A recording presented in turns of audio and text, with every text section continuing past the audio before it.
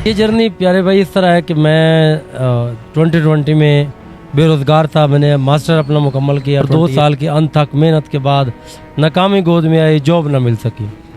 तो ऊपर से कोविड आ गया और वैसे ही पैनिक सिचुएशन बन गई। तो बेरोज़गार थे तो किसी ने मशवरा दिया कि आप इस्लामाबाद रावलपिंडी आएँ, यहाँ जॉब के मौके ज़्यादा हैं खानेवाल की निस्बत। तो यहाँ जॉब की तलाश में आया था और 2-3 मुख्तलिफ काम करने के बाद जब कोई काम ना मिला या किसी काम में कामयाब ना हो सका तो फिर फूड पांडा की तरफ मूव किया। फूड पांडा इसलिए किया क्योंकि मेरे पास कोई और काम नहीं था। और अगर सच पूछे तो जब मैं ये फूड पांडा की आईडी बनवा रहा था तो मैं ख़ुद भी कॉन्फिडेंट नहीं था कि मैं क्या इसको कर पाऊँगा या नहीं। लेकिन अल्हम्दुलिल्लाह अल्लाह ताला की ज़ात ने मदद की और इसको मैंने शुरू किया और कामयाब रहा। ज़ाहिर मुश्किलात होती हैं, डिफ़िकल्टीज़ होती हैं क्योंकि ये एक फ़िट बंदे की जॉब है, डिसेबल के लिए ये नहीं है। ज़ाहिर आम राइडर की तरह तो मैं काम नहीं कर सकता, मुझे उनकी निस्बत जो है ना वो ज़्यादा मुश्किलात दरपेश होती हैं। लेकिन ऑप्शन भी या कोई और चीज़ ना होने की वजह से फिर ये मजबूरन मुझे करना पड़ा।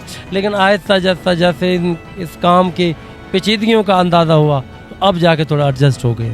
इसमें यह है कि जब मैंने स्टार्ट लिया था तो उस वक्त तो मुश्किलात बहुत ज़्यादा थी, रास्तों का पता नहीं था और ख़ासकर रेस्टोरेंट्स जहाँ से मैंने ऑर्डर उठाना होता था तो उसमें ये होता था कि जब मैंने ऑर्डर लेना तो काफ़ी मुश्किलात होती। अभी तो काफ़ी सारे जो है ना रेस्टोरेंट जानने वाले बन गए हैं, ऑर्डर मुझे खुद ला के दे देते हैं। लेकिन पहले मुश्किलात कहीं ज़्यादा थी। लेकिन आहिस्ता आहिस्ता फिर जो है ना वो जान पहचान बनी, काम करने का तरीका पता चला और फिर जो है ना कुछ आसानियाँ हुई। आपको कितना अरसा हो गया अभी ये काम करते और तकरीबन 2 से 2.5 साल हो गए फूड पांडा के साथ काम करते हुए। और जहाँ तक सेटिस्फेक्शन की बात है, ज़ाहिर है ये मेरे लिए है नहीं।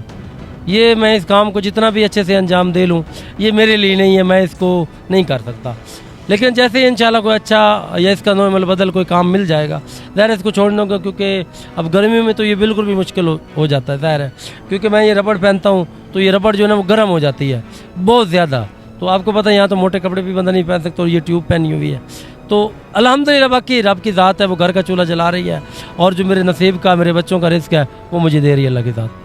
इमरान भाई माशाल्लाह आपकी कुछ वीडियोस काफ़ी, खुद भी आप यूट्यूबर भी हैं, इंस्टाग्राम पर भी रील्स वगैरह बनाते हैं, काफ़ी वीडियोस वायरल रही हैं। तो किसी ने आपको अप्रोच नहीं किया कि यार इमरान भाई हम आपको एक अच्छी जॉब देते हैं, आप हमारे पास आ जाएं? नहीं, इस तरह का अभी कोई इत्तफाक नहीं हुआ। मुख्तलिफ लोग मिलते हैं, वैसे भी जब डिलीवरीज करते हैं तो लोग नंबर लेते हैं कि यार हम आपसे रब्ता करेंगे या हमारे कोई जानने वाला है वहाँ हम जो है ना आपको जॉब दिलवा देंगे। तो लेकिन अभी तक कोई इस तरह का कोई अभी तक इत्तफाक हुआ नहीं है। लेकिन उम्मीद है अल्लाह की ज़ात पर कि कोई ना कोई वसीला ज़रूर बनेगा। इमरान भाई आपकी क्या विश है, आप क्या चाहते हैं, किस तरह का काम हो? बेसिकली तो अब जिस तरह की महंगाई है और अगर मुझे जॉब मिल भी जाए मिसाल के तौर पर 25-30 हज़ार या 35, इससे बढ़कर ज़ाहिर है मुझे कोई बड़ी पोस्ट तो मिलने से रही।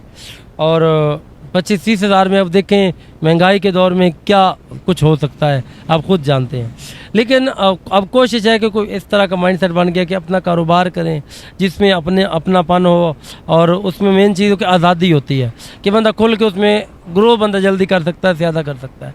तो अभी जो ज़्यादा माइंडसेट है ना वो कारोबार की तरफ है कि इंशाल्लाह कोई सबब बन जाए। वैसे भी सेविंग्स मैंने कोशिश की है कि उसको स्टार्ट करूँ, कोई कारोबार हो जाए जो बैठे बिठाए, कोई ऑनलाइन फिज़िकल, कोई ऐसा हो जो जिसको मैं आसानी से चला सकूँ। तो इस तरह का कोई सोच रहा हूँ, इंशाल्लाह अल्लाह की ज़्यादा आसानियाँ करेगी। इमरान भाई बहुत से कस्टमर्स आपको ऑर्डर करते होंगे, जब उनके तो माइंड में होता है कि हमारे पास एक चलता फिरता ही पर्सन आएगा ऑर्डर लेकर, जब वो आपको ऑर्डर डिलीवर करता देखते हैं तो उनकी क्या फीलिंग्स होती है, क्या फीडबैक होता है कस्टमर्स का? जी बिल्कुल, जो कस्टमर के रिएक्शन है ना वो काफ़ी इंटरेस्टिंग होते हैं।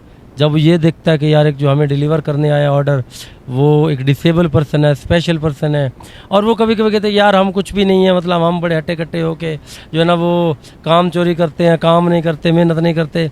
लेकिन आप अगर इस तरह में सब कुछ कर सकते हो, अपनी फैमिलीज़ को चला रहे हो, तो हम तो इससे कहीं ज़्यादा कर सकते हैं। और जहाँ तक फीडबैक है काफ़ी सपोर्टिव होते हैं कस्टमर।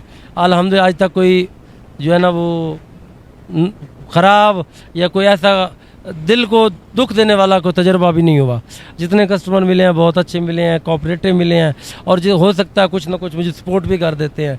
और ख़ासकर जो हौसला अफजाई करते हैं ना उसमें ये होता है कि दिल खुश होता है यार जो रास्ता हमने चुना है अगरचे मुश्किल है लेकिन बेहतरीन और रिज़्क़ के हलाल वाला यही रास्ता है। फिर प्राउड फील होता है कि यार हमने जो फैसला किया है वो ठीक किया है। इमरान भाई जिस तरह गर्मी है, अभी भी बहुत ज़्यादा गर्मी है और आपने कह रहे हैं कि ये ट्यूब हमने पहनी हुई है तो इसमें और ज़्यादा गर्मी लगती है, तो कभी डिमोटिवेट नहीं हुए, कभी हिम्मत नहीं हार हार जाता है, इंसान सम टाइम हिम्मत हार जाता है, यार मैं छोड़ देता हूँ ये काम, क्या कर रहा हूँ। लेकिन किस चीज़ के लिए फिर आपको दोबारा से एक नई हिम्मत मिलती है और दोबारा एक नए दिन का आगाज़ करते हैं? देखें, सबसे अहम बात होती है आपका खुदा पर तवक्ल। मेरा ये मानना है कि जब आप अल्लाह की ज़ात पर तवक्ल करके चलते हैं ना, तो खुदा की मदद हमेशा हर हाल में आपके लिए जो है ना वो आपके साथ होती है।